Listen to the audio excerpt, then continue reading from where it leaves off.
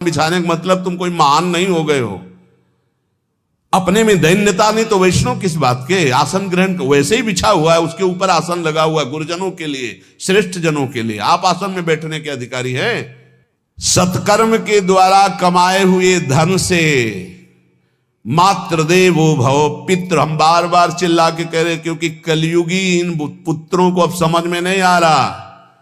जो बोओगे वही काटोगे। अगर आप अपने पुत्रों को शत अध्यात्म की शिक्षा देंगे और स्वयं अध्यात्म से चलेंगे तो तुम्हारा बुढ़ापा ठीक से जाएगा नहीं। बुढ़ापा बहुत मुश्किल से कटता है, बहुत मुश्किल से। हाँ, हमें कई दृश्य देखने को मिलते हैं। बता रहे एक बार बिंदौर इधर है, इच्छावर फतेहपुर, वहां से भ्रमण करते यार, बड़े मकान से वयोवृद्ध भागते हुए आए और स्वामी जी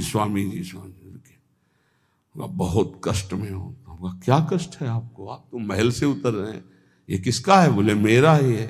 उनका कष्ट क्या है? बोले 4 लड़का है, 4 बहू हैं, सब खाते पीते हैं, मैं बहुत कष्ट में हूँ, सब कोई अपमान करता है।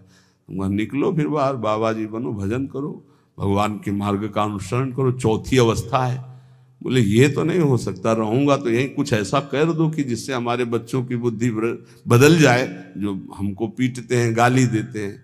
हमको वो जादू तो हम जानते नहीं, और चल पड़े। और बड़ा अंदर से चिंतन हुआ कि जीव कितना आसक्त है उन्हीं पुत्र परिवार घर में। अब बुढ़ापे का समय है, चौथी अवस्था में अगर घर ही में रह के भजन करो तो झंझट नहीं होगी। जो मिले जैसे मिले जीवन यापन करो, भजन करो, लेकिन प्रभु से मतलब नहीं। तो जितने भी जवान भाई बहन सुन रहे हैं, आप अपने माता पिता को, यहां हमारा वेद कहता है मातृ देवो हो, माता भगवान है, पितृ देवो हो, पिता हमारा भगवान है। धर्म के द्वारा कमाए हुए धन से माता पिता की सेवा करो। दूसरे दोष युक्त कर्मों का कभी आचरण मत करो।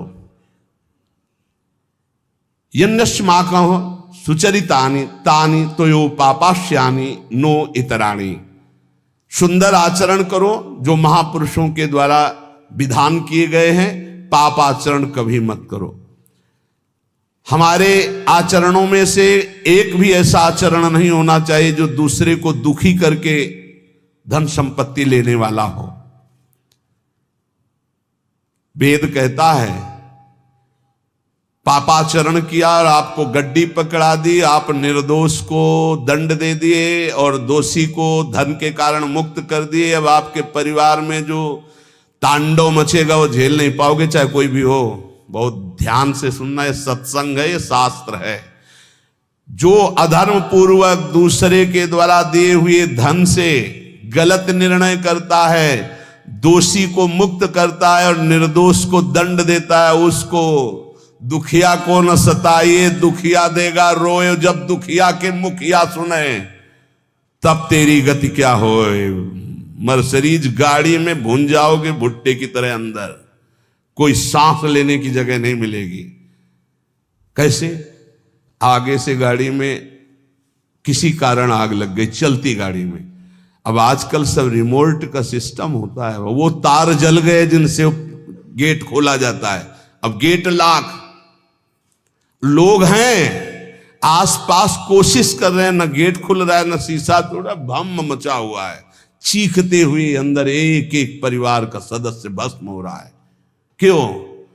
किसी के परिवार को उजाड़ा तुमने, किसी के निर्दोष की तुमने दंड विधान किए हैं, पापाचरण किए, वो भोगना पड़ेगा। इसीलिए बार बार तुम्हें भयावह शब्दों से कहते हैं, कोई तुम्हें दंड नहीं देगा, तुम्हारे कर्म हर समय तुम्हारी खोपड़ी में सवार हो, वही तुम्हें दंड देंगे। इसलिए हमारा वेद कहता है यन्यस्माकः सुचरितानि तानि तोयो पापास्यानि नो इतराणि। जिसमें महापुरुष विधान किए हैं कि ये आचरण करो वो सुकृत है, और जिसे मना करते ऐसे पापाचरण मत करो, कभी दूसरे का अहित मत करो। जो कोई भी हमसे श्रेष्ठ गुरुजन है उनका आदर करो, उनको आसन दो, उनको विविध पदार्थों से सुख पहुंचाओ, विश्राम कर लेने के बाद वार्ता करो। श्रद्धा पूर्वक माता पिता गुरुजन अतिथि इनकी सेवा करना परम धर्म है। अश्रद्धा पूर्वक इनको कभी मत बर्ताव करो। बोलना, भोजन, ले बूढ़े जनों को ऐसे देखा है, ऐसे बड़ा कर लो, तुम्हारी भी बुढ़ापा आएगी, पता नहीं आ पाएगी कि नहीं आ पाएगी। अगर आएगी तो बहुत बढ़िया आएगी, तुम्हें ऐसे सताएगी कि आप देख लेना। बहुत हमारा हृदय इस बात से पीड़ित हो जाता है कि मां के प्रति ऐसा बर्ताव, जिस मां ने इतना पिता की क्षमता से हजारों गुना बढ़कर माता का प्यार होता है। ऐसे माता को, ऐसे पिता को हमें तो लगता है रोज चरण धो के पीना चाहिए। भगवान साक्षात इनमें विराजमान है। भगवान सच्ची कहता हूं, जो अपने माता पिता को त्रास देते हैं भगवान भी रक्षा नहीं करेंगे, कोई दान पुण्य तुम्हारा काम नहीं आएगा, क्योंकि ऐसे महामहिम पूज्य माता पिता के प्रति आप ऐसा देखो। प्रार्थना करते, चाहे गाली बकने वाले, गुस्सा करने वाले माता पिता हों, यदि वो चल नहीं पाते, वयोवृद्ध है, तो भगवान की तरह पूजा करो, उनके व्यवहार को मत देखो, तुम्हारा काम बन जाएगा, उनका आशीर्वाद आपको मिल जाएगा।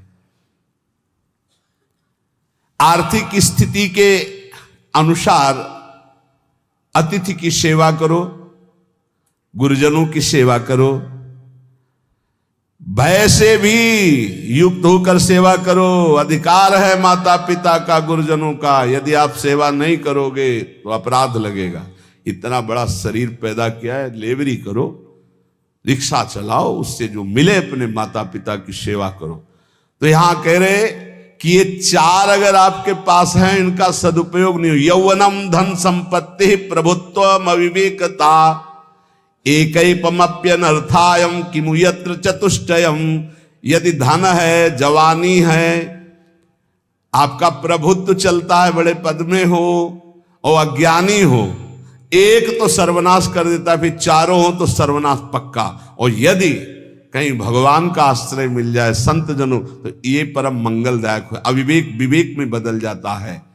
जो धन है, इसकी तीन गतियां बताई गई हैं।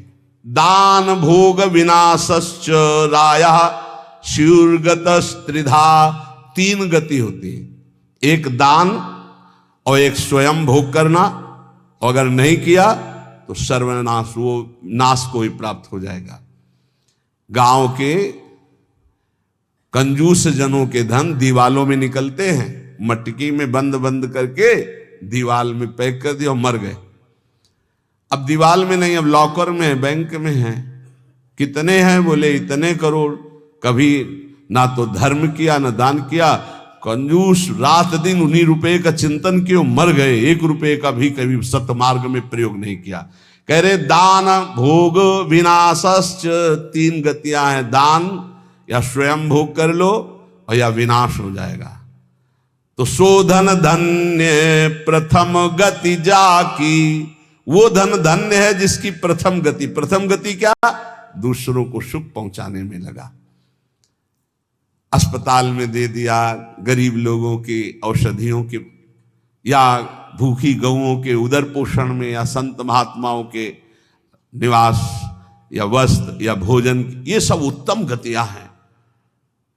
अगर ये नहीं किया तो चलो घर में ठाकुर जी विराजमान करो, स्वयं बढ़िया भोग लगाओ, पाओ, परिवार को सुखी रखो, इतना ही कर लो। वैसे सो धन धन्य प्रथम गति जाकी। प्रथम तो है दान, फिर दूसरा स्वयं चलो उपयोग कर लो, धर्म पूर्वक अपने परिवार का। लेकिन अगर ऐसा नहीं किया तो तीसरी गति है नाश। वो तुम्हारे किसी काम में धन आने वाला नहीं है। जो न दान करता है ना भोगता है, उसका नाश हो जाता है। अरे भाई, वृक्ष से ही शिक्षा लो, दूसरों के लिए ही होता है। तो तुम मनुष्य बनकर क्या दूसरों का परोपकार नहीं कर सकते? यदि तुम जवान हो, तुम्हारे पास धन है, प्रभुत्व है, विवेक है, तो तुम पूरे राष्ट्र की सेवा की भावना जागृत करो। समाज में ही भगवान विराजमान है। ये मानवा हरि कथा श्रवणास्त दोषा कृष्णांगी पद्म भजने रत चेतनाश्च ते वै पुनन्ति च जगन्ति शरीर संगात संभाषणादपि ततो हरिरेव पूज्यः। एक तो ये बताया। दूसरा बताया कि ये महाधन्याति धन्य होते हैं। एक तो होते जवान हैं, रुपया पैसा खूब कमा रहे हैं, बड़ा प्रभुत्व है, अविवेक है तो नाश कर देगा, और विवेक है तो इन्हीं का सदुपयोग हो जाएगा।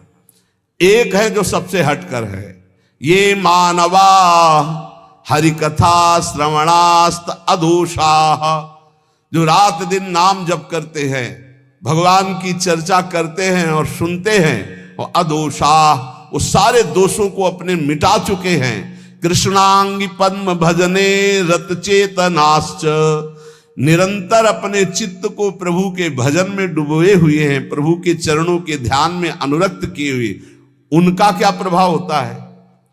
बोले तैवई पुनंति च जगतंति शरीर संगात। ऐसे महात्माओं का यदि शरीर है प्रगट में, तो उस शरीर से स्पर्श करके वायु जिस जिस को छूती है वो पाप रहित हो रहा है। जो उनके दर्शन करते हैं वो पाप। संत दरस जिमि पातक तरही, संतों के दर्शन मात्र से पाप नष्ट होते हैं, उनके शरीर के स्पर्श से पाप नष्ट होते हैं। संभाषणादपि ततो हरिरेव पूज्य, यदि उनसे संभाषण करने को मिल जाए तो बोले वो इतना पवित्र हो जाता है कि भगवान उनमें वास करने लगते हैं। हरिदेव, हरि उसमें विराजमान है, हरि ही हैं, ऐसा वो पूज्य हो जाता है। यदि जो नाम जप कर रहे हैं, जिनका चित्त भगवान के चिंतन में है, जो कथा भगवान की चर्चा कर रहे हैं, जो भगवान की चर्चा सुन रहे हैं, अदोषाः, जो समस्त दोषों पर विजय प्राप्त कर चुके हैं, ऐसे मानवाः पुनंति च जगतंति, वो पूरे जगत को पावन करने की सामर्थ्य रखते। सातरते सातरते सा लोकांतारयति मम भक्ति युक्तो भोनम पुनातु, वो लोक के लोक पावन कर देते। कैसे? उनके शरीर से स्पर्श की हुई वायु दूसरों के पापों का नष्ट, उनका दर्शन दूसरों के पापों का नाश, उनका संभाषण दूसरों के पापों का नाश।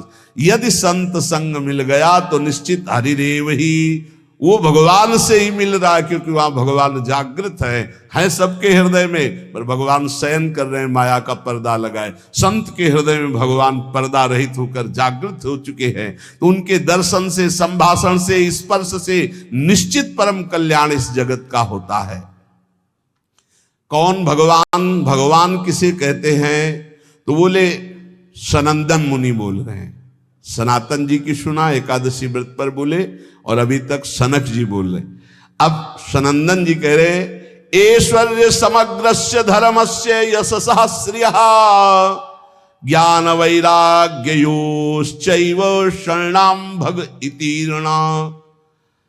संपूर्ण ऐश्वर्य, संपूर्ण धर्म, संपूर्ण यश, संपूर्ण श्री, संपूर्ण ज्ञान, संपूर्ण वैराग्य, ये 6 जहां विराजमान हैं भग, उन्हें भगवान कहते हैं। ये पूर्ण रूप से भगवान में ही विराजमान है, और जिसमें ये सामर्थ्य है उसे भगवान कहते हैं। उत्पत्ति प्रलयम चैव भूतानामा गतिम गतिम वेत्ति विद्याम विद्याम च सवाच्यो भगवानिति।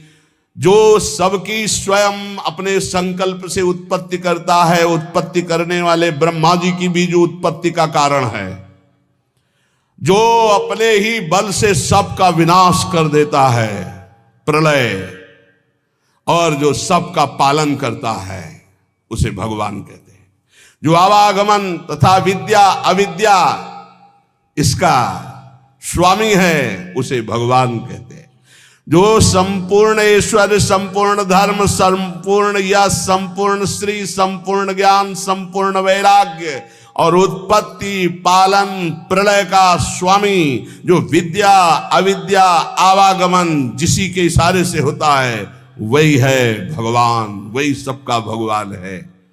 इसलिए जो उपासक भगवान की आराधना करता है वो ये देखे, सा एवाधस्तात वेद, सा उपरिष्टात्, सा पश्चात्, सा पुरस्तात्, सा दक्षिणतः, सा उत्तरतः, सा एवेदः सर्वमित्यथातो अहंकार देश एवाहमेवाधस्तादः मुपरिष्टादहम पश्चादहम पुरस्तादहम दक्षिणोतो हो मुत्तरोतो हो मे वेदः सर्वमिति। वो जो भगवान है कहा है? बोले सा एवाधस्तात् सा उपरिष्टात्, वो नीचे है, वो ऊपर है, वो पीछे है, वो आगे है, वो दाहिने भी है, वो बाएं भी है, और वही ये सब कुछ है जो देख रहे हो, केवल भगवान ही भगवान है। बोले जो ऐसा देखता है उसका अहंकार भगवान में लीन हो जाता है। अब वो देखता है मैं ही नीचे हूं, मैं ही ऊपर हूं, मैं ही पीछे हूं, मैं ही आगे हूं, मैं ही दाहिने हूं, मैं ही बाएं हूं, मैं ही ये सब कुछ हूं, मैं अहम ब्रह्मास्मि। दो भाव बताए, एक भक्त जो भगवान को सर्वत्र देखता है और एक जो अपने अहम को भगवान में स्थापित कर देता है भेदभाव से, वो अपने आत्मस्वरूप को देखता है। जिसने ऐसा भगवान का अनुभव कर लिया कि आगे पीछे दाहिने बाएं ऊपर नीचे हर समय मेरे श्री भगवान हैं, तो न पश्यो मृत्युम, इसका फल है पश्यति न रोगम नोत दुखाताः सर्वाः पश्यः पश्यति सर्वमाप्नोति सर्वस इति। बोले उसको किसी भी प्रकार का रोग दुख नहीं दे सकता। जो ये देखता है सा एवाधास्तात् सा उपरिष्टात् सा पश्चात् सा पुरस्तात् सा दक्षिणा सा उत्तरा, उत्तर में दक्षिण में ऊपर नीचे दाएं बाएं हर समय मेरे प्रभु हैं, केवल प्रभु को देखता है तो न पश्यो मृत्युम, मृत्यु की ताकत नहीं कि उसकी तरफ देख सके। ध्यान देना।